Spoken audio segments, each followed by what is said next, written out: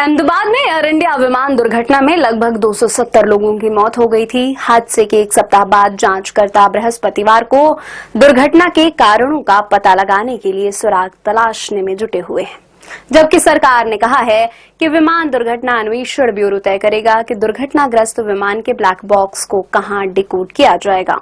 विमान दुर्घटना अन्वेषण ब्यूरो यानी AAIB की एक टीम 12 जून को हुए इस हादसे की जांच शुरू कर दी है। नागरिक उड्डयन मंत्रालय ने एक बयान में कहा कि AIB की एक टीम ने दुर्घटना की जांच शुरू कर दी है। विमान के पिछले हिस्से सहित मलबा अभी भी घटनास्थल पर ही पड़ा हुआ है। मलबे को किसी अन्य स्थान पर ले जाने के कोई आदेश नहीं दिए गए हैं अभी तक।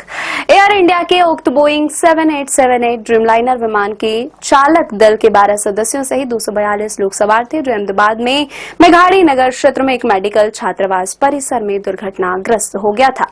विमान के दुर्घटनाग्रस्त होने और इसके बाद लगी आग में यात्रियों, चालक दल के सदस्यों और जमीन पर मौजूद लोगों सहित लगभग 270 लोगों की मौत हो गई थी। नागरिक उड्डयन मंत्रालय ने एक बयान में कहा कि AIB की एक बहुविषयक टीम ने दुर्घटना की जांच शुरू कर दी है। मंत्रालय ने बयान में कहा, डिजिटल फ्लाइट डेटा रिकॉर्डर और कॉकपिट वॉइस रिकॉर्डर की एक संयुक्त इकाई 13 जून 2025 को दुर्घटनास्थल से बरामद की गई और दूसरा सेट 16 जून को मिला था।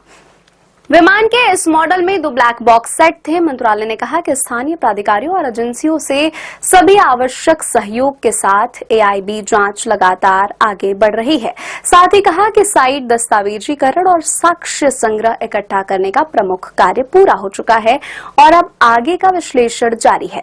बयान में कहा गया है कि कुछ मीडिया संस्थानों में यह खबर आई है कि I-171 उड़ान से CVR DFDR को पुनः प्राप्ति और विश्लेषण के लिए विदेश भेजा जा रहा है।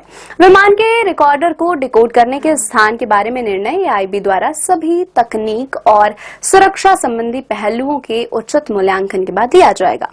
इस बीच एयर इंडिया के मुख्य कार्यकारी अधिकारी और प्रबंध निदेशक कैंपबेल विल्सन ने यात्रियों को दिए संदेश में कहा कि दुर्घटनाग्रस्त बोइंग 7878 ड्रीमलाइनर का अच्छी तरह से रखरखाव किया गया था और जून 2023 में इसकी बड़ी जांच की गई थी तथा अगली जांच इस वर्ष दिसंबर में निर्धारित की गई थी।